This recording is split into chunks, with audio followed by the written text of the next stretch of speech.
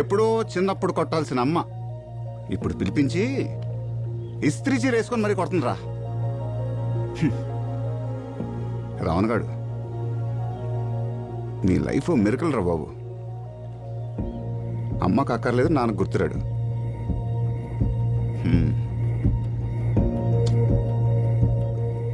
బయటికే fair and lovely, లోనంతా unfair and lonely.